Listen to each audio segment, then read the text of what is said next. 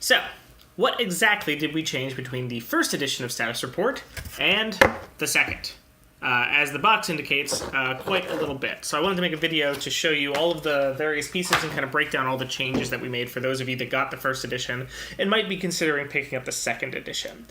So if you got the first edition of Status Report, you may recall that the captain runs the game off of this little command console board. There's a side for 3 and 4 players and a side for 5 players. One of the problems we ran into with these cards is that we wanted to give the captain more choices on their turn, and there wasn't enough room to add more text to this card.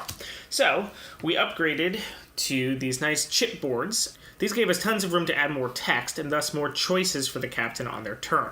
It also let us add these nice casualty counters on the board so the captain can actually keep track of how many crew are left, which is of course different depending on the number of players in the game, rather than having to constantly count the number of cards on the field. Speaking of the casualty cards, not too much has changed for these between the original version and now. We're going to make the numbers a little bit bigger on the cards, and there's a lot more cards in the deck just to support more players, but aside from that, these things have pretty much stayed exactly the same and work just like they did in the first edition of Status Report. What has changed in the second edition are AI cards.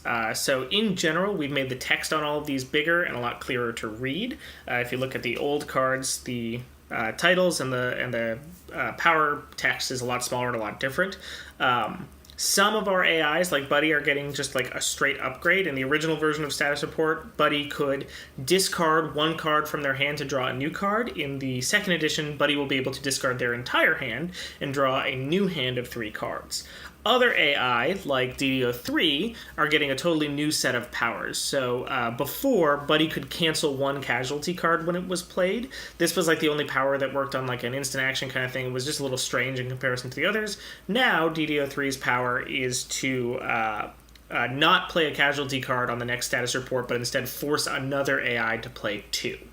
So this has uses like all the powers for both rampant and operative AIs. Our newest AI, Kepler, is in charge of in-flight entertainment. And of course, Captain, if you die in the game, you die in real life. Kepler's ability, Lost on the Holodeck, forces another AI to choose a casualty card at rampant this turn rather than being able to choose as normal. So that brings us to the biggest change in the game, the Science Officer, which is a totally new player role. In order to accommodate the 6 and 7 player limit, we wanted to throw in this whole new third team. So the Science Officer is neither on the Captain's team nor on the Rampant AI's team. The Science Officer's goal is to capture one of the Rampant AIs for science, but in order to do that, they're going to have to get the Captain to make a guess as to which of these AI is operative. The reasoning behind this being that the Captain's command console is the only place that you can access the AI hard drives from, and of course the Captain is the only one with the password. So the Science Officer is going to have to get the Captain to make a guess in order for them to even have a chance at winning the game. To do this, the Science Officer has 2 routes available to them. They can work with the Captain, helping them figure out which of the AI is operative and convincing them to make a guess, or they can work against the Captain, killing off crew members and forcing the Captain's hand before they get to step 8. The Science Officer has a set of 4 powers available to them.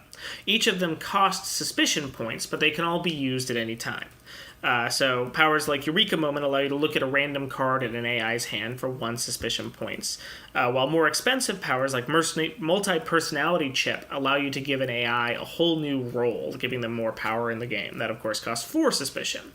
If the Science Officer ever gets to step 10 on the suspicion track, the Captain has had enough of the Science Officer's nonsense and will vent them from the ship, removing the Science Officer from the game. So the Science Officer kind of needs to play both sides if they want to make it to the end.